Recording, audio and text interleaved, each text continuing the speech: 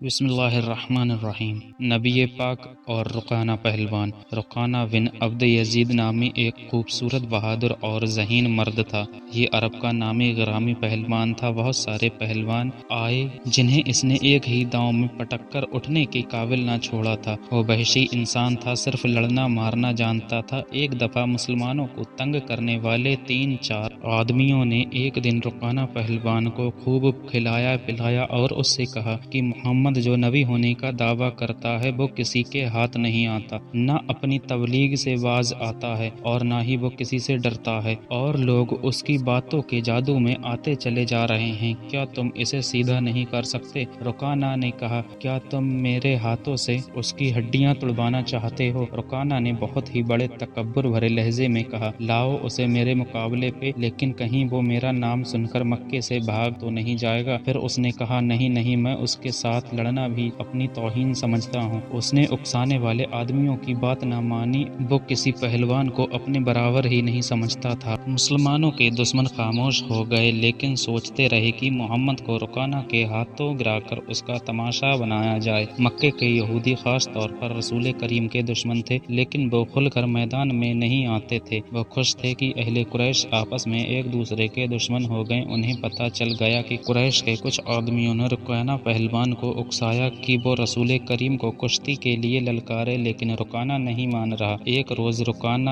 رات کے وقت ایک گلی سے گزر رہا تھا کہ اس کے قریب سے ایک بڑی حسین و جمیل لڑکی گزری۔ چاندنی رات میں لڑکی نے رکانہ کو پہچان لیا اور اسے دیکھ کر مسکرائی۔ رکانہ وحشی تھا، وہ رک گیا اور لڑکی کا راستہ روک لیا اور لڑکی سے کہنے لگا، کیا تم جانتی ہو کہ اگر ایک عورت مرد کی طرف دیکھ کر مسکراتی ہے تو اس کا مطلب کیا ہوتا ہے؟ اس کا مطلب ہوتا ہے کہ عورت اس مرد کو چاہتی ہے۔ پھر پوچھا، کون ہو تم؟ تو اس نوجوان لڑکی نے جواب دیا، میں سوت بنت ارمن ہوں۔ رکانہ نے کہا، او ہو، ارمن یہودی کی بیٹی ہو، اور لڑکی کے کندھوں پر ہاتھ رکھ کر اسے اپنے قریب کر کے بولا، کیا میرا جسم تجھے اتنا اچھا لگتا ہے؟ تمہاری طاقت نے تو مجھے مایوس کر دیا۔ سوت نے اس کی بات کاٹ کر اکتائے ہوئے لہجے میں کہا، تم تو محمد سے ڈرتے ہو۔ رکانہ نے کہا، کون کہتا ہے؟ سب کہتے ہیں۔ سوت نے کہا، اس لیے پہلے محمد کو گراؤ، میں تمہیں اپنا جسم انعام میں دے دوں گی۔ اس لیے پہلے محمد کو گراؤ، اس کے بعد میں اپنا جسم تمہیں انعام میں دے دوں گی۔ اللہ کے بیٹوں اور بیٹیوں کی قسم، میں تیری بات پوری کر کے تیرے سامنے آؤں گا۔ رکانہ نے کہا، لیکن تو نے یہ غلط سنا ہے کہ میں محمد سے ڈرتا ہوں۔ دراصل بات یہ ہے کہ میں اپنے سے کمزور سے لڑنا اپنی توہین سمجھتا ہوں، لیکن میں تیری بات پوری کروں گا۔ مشہور مورخ ابن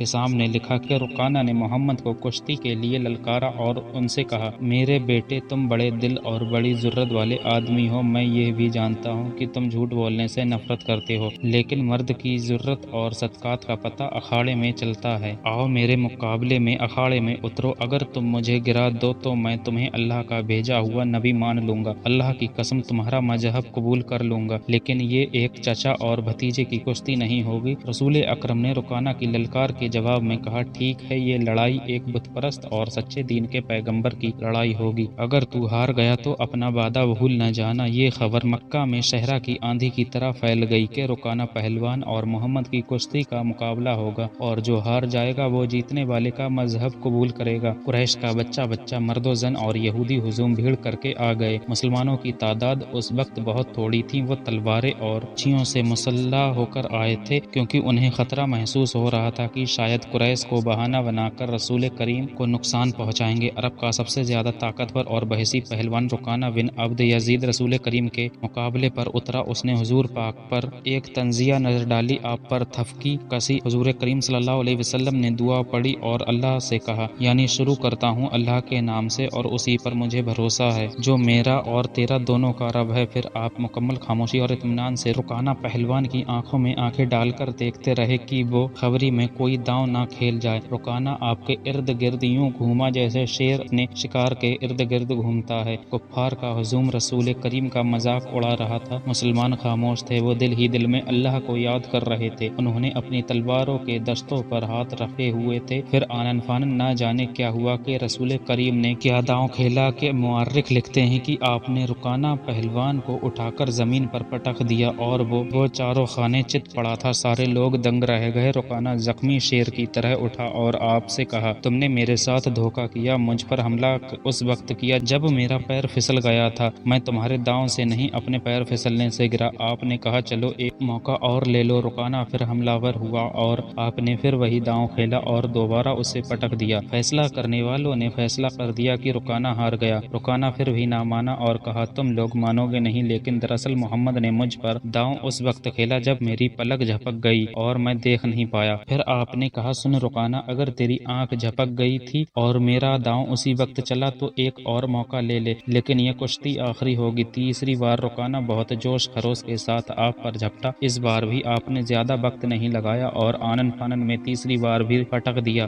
भारी भरकम शरीर जब 3 बार पटका गया तो रुकाना पहलवान कुश्ती लड़ने के काबिल ना रहा। सर झुकाकर हार तस्लीम कर ली, अखाड़े से निकल आया। हुजूम पर सन्नाटा छा गया और मुसलमान नंगी तलवारें और बर्चियां हवा में लहराकर उछल उछल कर नारे लगा रहे थे। रसूल करीम ने ललकार कर कहा रुकाना अपना वादा पूरा करो और ये ऐलान करो कि आज से तू मुसलमान है। रुकाना मुस्कुराया और कहा मोहम्मद अपना इनाम लो और यहाँ से चलते बनो। क्या तूने मुझे इतना बड़ा सच्चा समझ लिया कि मैं अपना वादा पूरा करूंगा? मेरी आज तक की पूरी जिंदगी झूठ पर ही टिकी है। मुझे कसम है लातो उज्जा की पहली बार जब तूने मुझे पटका तो उस वक्त भी मैंने झूठ बोला कि मेरा पैर फिसल गया। इसी तरह दूसरी बार भी झूठ बोला था कि मेरी आंख झपक गई। मेरा कोई पैर नहीं फिसला था और ना ही मेरी कोई आंख बंद हुई थी। वादा पूरा करने का तो सवाल ही पैदा नहीं होता। जब कुश्ती का इनाम रसूल करीम को दिया जाने लगा तो आपने फरमाया मेरा काम लड़ना और कुश्ती करना नहीं, ये तो रुकाना का काम है, लिहाजा इनाम का असल हकदार भी वही है। फिर आप इनाम लेकर रुकाना के पास गए और इनाम उसके हाथ में थमाने लगे। रुकाना ने आज पहली बार आपका नूरानी चेहरा इतने नजदीक से देखा। उसके दिल ने गवाही दी कि ये चेहरा किसी झूठे शख्स का नहीं हो सकता। तो उस पर अजीब सी कैफियत तारी हो गई। इनाम को जमीन पर पटक दिया